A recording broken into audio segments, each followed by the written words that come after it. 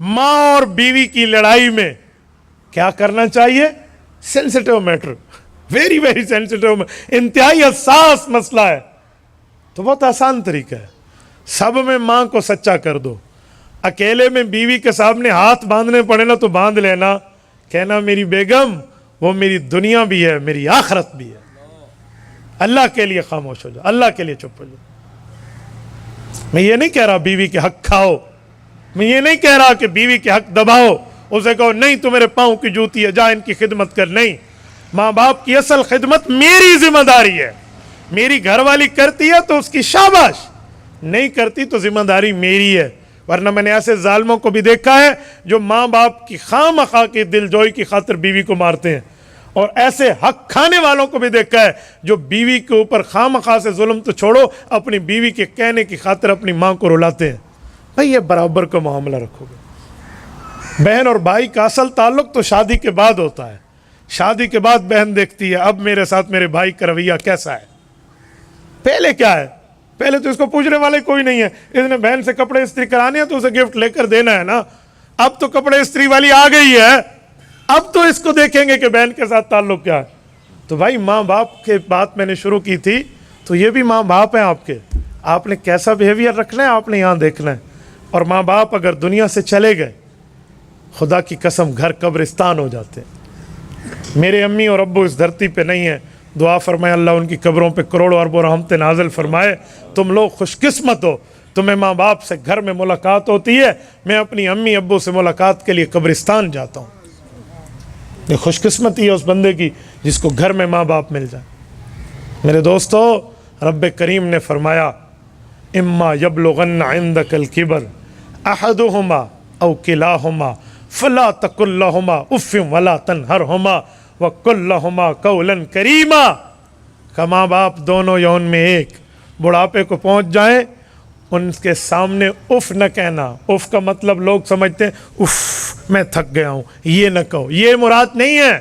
उफ़ एक अरबी ज़ुबान का लफ्ज़ है, उर्दू का उफ़ और है, अरबी का उफ़ और है।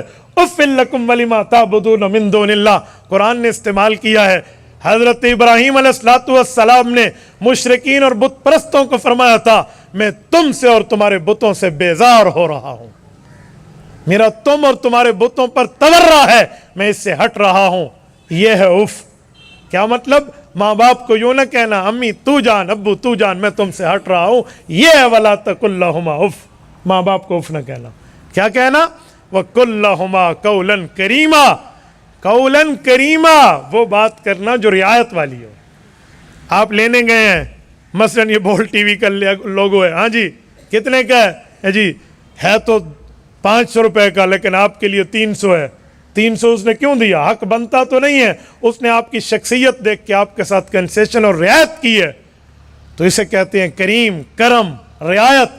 वकुल्लहुमा कौलन करीमा। माँ बाप के जी कुछ नहीं, माँ बाप के साथ कौले करीम कीजिए, यानी नरम मीठी प्यारी और रियायत वाली बात कीजिए।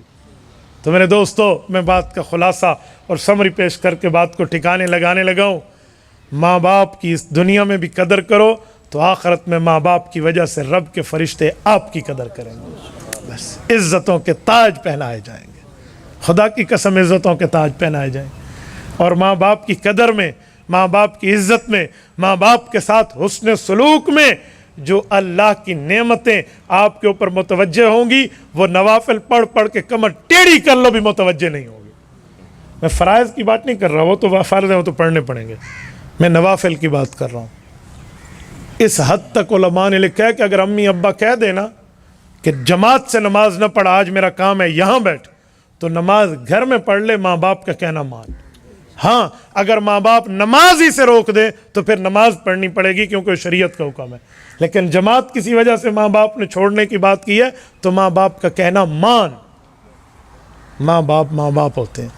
हमारी ज़ुबान में कहते हैं डिठा राह वंजी भावें दूर होवी, खड़ोता पानी न पीवें भावें नूर होवी, प्यू माँ को गलत ना आखें भावें लख उन्हां दा कसूर होवी।